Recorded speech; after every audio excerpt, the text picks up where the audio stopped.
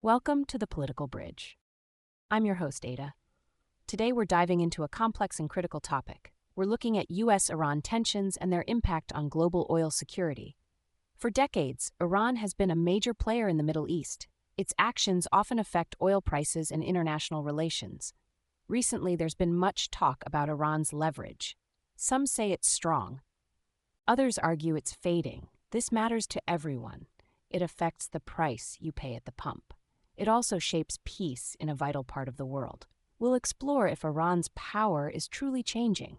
We'll also discuss what that means for the U.S. and for global energy markets. Joining me are Nico, our conservative voice, and Jordan, our progressive voice. Let's get started. Thanks, Ada. The idea that Iran's leverage is fading is not just wishful thinking. It's based on hard facts. Global energy markets are shifting. The U.S. is now the world's largest oil producer. We're less dependent on Middle Eastern oil than ever before. This reduces Iran's ability to hold the world hostage with oil threats. Also, new oil sources are coming online in places like Guyana and Brazil. This adds more supply to the market. Sanctions under the Trump administration have also severely hurt Iran's oil exports. Their economy is struggling. This limits their funds for bad actions. Finally, many countries are moving towards cleaner energy. This means oil will be less important over time. These factors combine to weaken Iran's position. The U.S.-Iran tensions are still real, but Iran's ability to dictate terms is shrinking. Nico's points are interesting, but they miss a crucial part of the picture. Iran's leverage is far from fading. It's actually changing shape. While the U.S. produces more oil, global demand is still high. Many countries, especially in Asia, still rely heavily on Middle Eastern oil. Iran controls the Strait of Hormuz. This is a narrow waterway. About 20% of the world's oil passes through it. Any disruption there would send oil prices skyrocketing. This would hurt ordinary families. Iran also has strong regional allies. They can cause trouble for U.S. interests without direct oil threats. Think about attacks on shipping or infrastructure. Their nuclear program also gives them a powerful card to play. We can't ignore these factors. The U.S.-Iran tensions are not just about oil barrels. They're about regional power and global stability. Both of you have laid out strong opening arguments. Nico, you emphasize global supply and U.S. production reducing Iran's oil power.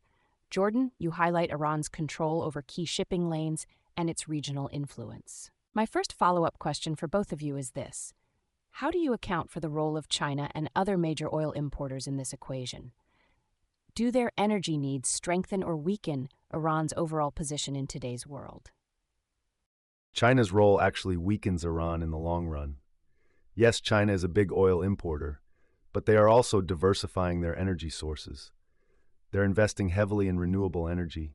They're also looking for oil from other places like Russia and Africa. They don't want to be too dependent on any single source. This gives them more options. It means Iran can't rely on China as a guaranteed buyer at high prices. China also benefits from stable oil markets.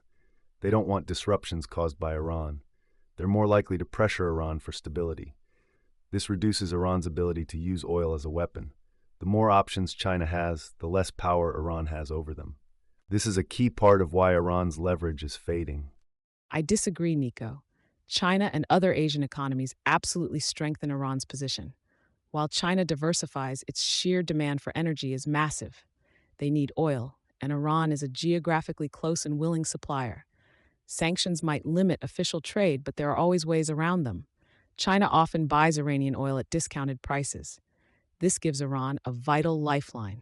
It helps them fund their operations. Other countries like India also rely on Iranian oil. They face pressure from the U.S., but their energy needs are real. These nations don't want to see their economies hurt by high oil prices.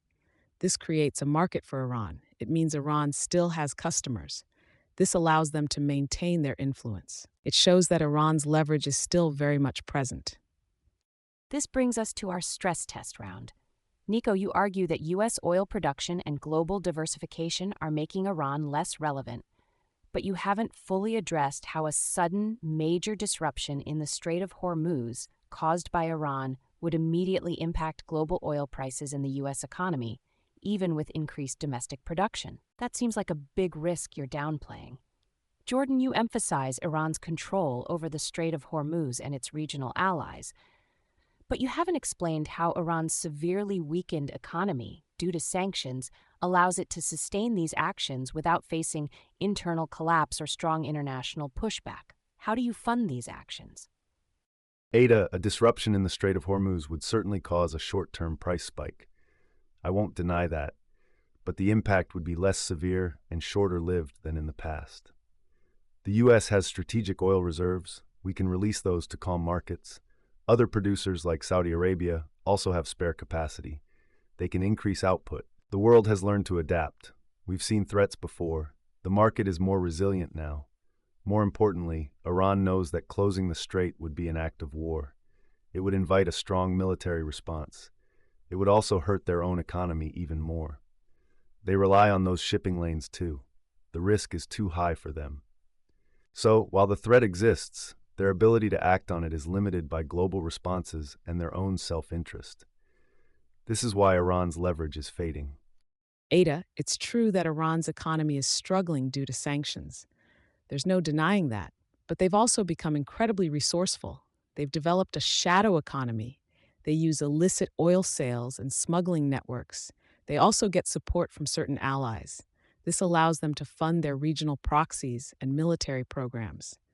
It's not about being rich, it's about being able to cause trouble. A small investment can create a big problem for global shipping. The cost to Iran is much lower than the cost to the global economy. They don't need a booming economy to disrupt oil flow. They just need enough resources to threaten it. Their ability to do this, despite sanctions, shows their continued leverage. It's a dangerous game, but they're still playing it effectively. This stress test really highlights the core tension in this debate. Nico, you point to the global market's resilience and Iran's self-interest as limits on its power. Jordan, you emphasize Iran's ability to act disruptively even with a struggling economy. It seems we're weighing the impact of economic pressure against the potential for asymmetric threats. This is a crucial point for understanding U.S.-Iran tensions and global oil security. Ultimately, the long-term trends are clear. Iran's leverage is fading. The world is moving away from its old dependence on Middle Eastern oil. U.S. production is at record highs.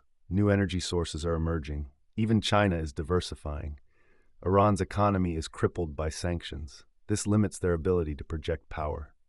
They can make threats, but acting on them would be economic suicide. The cost of a major disruption is too high for them. The international community would not tolerate it.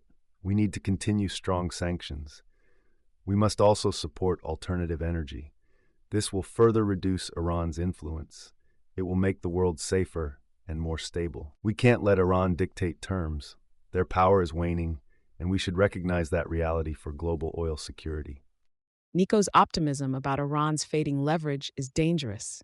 It ignores the real risks. Iran's control over the Strait of Hormuz remains a critical choke point. Its network of regional allies can still cause significant instability. A struggling economy can make a regime more desperate, not less. They might take bigger risks to show strength. We've seen this before. Relying solely on market forces or deterrence is not enough. We need careful diplomacy. We need to address the root causes of U.S.-Iran tensions. We cannot simply wish away their ability to disrupt global oil security. Dismissing their power makes us vulnerable. We must engage with the complex reality of their influence, not just hope it goes away. Their leverage is changing, not disappearing. While we've discussed oil markets, another critical aspect often overlooked is the internal dissent within Iran itself, which significantly erodes the regime's capacity for sustained external aggression. The recent widespread protests, sparked by issues like women's rights and economic hardship, are not isolated incidents. They represent a deep-seated dissatisfaction that forces the regime to divert resources and attention inward. For instance, the government has had to deploy significant security forces to quell demonstrations, impacting their ability to project power abroad. This internal instability makes any grand, disruptive gesture, like closing the Strait of Hormuz, an even riskier proposition. Such an act would almost certainly exacerbate domestic unrest, potentially leading to a collapse of support. The regime's primary focus has shifted from maximizing external leverage to ensuring its own survival against a discontented populace. This internal pressure is a powerful, often underestimated factor in why Iran's ability to dictate terms on the global stage is undeniably diminishing. Nico's point about internal dissent is valid, but it actually strengthens the argument for Iran's continued, albeit desperate, leverage. Historically, regimes facing severe internal pressure often externalize their conflicts to rally nationalist support and distract from domestic woes. We've seen this pattern globally, where a government facing collapse might initiate or escalate external tensions to unify a fractured populace against a common enemy. Consider the example of the Falklands War, where Argentina's military junta, facing severe internal economic and political crises, invaded the islands. While not a perfect parallel, it illustrates how internal instability can paradoxically make a regime more unpredictable and dangerous, not less. Iran's leadership might view a bold move, even a disruptive one in the Strait, as a necessary act to project strength and consolidate power internally, regardless of the economic cost. This desperation makes them a more volatile, and thus, in a perverse way, a more impactful player in global oil security, as their actions become less rational and more driven by survival. That brings us to the end of another insightful discussion. It's clear that the debate over U.S.-Iran tensions and global oil security is multifaceted.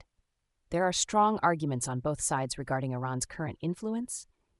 We've heard about shifting energy markets, the impact of sanctions, and the enduring importance of key waterways. Thank you, Nico and Jordan, for sharing your perspectives. You can find more information and resources at tpbbridgepod.com. Join us next time for another engaging discussion. Until then, stay informed, stay engaged, and keep bridging those political divides.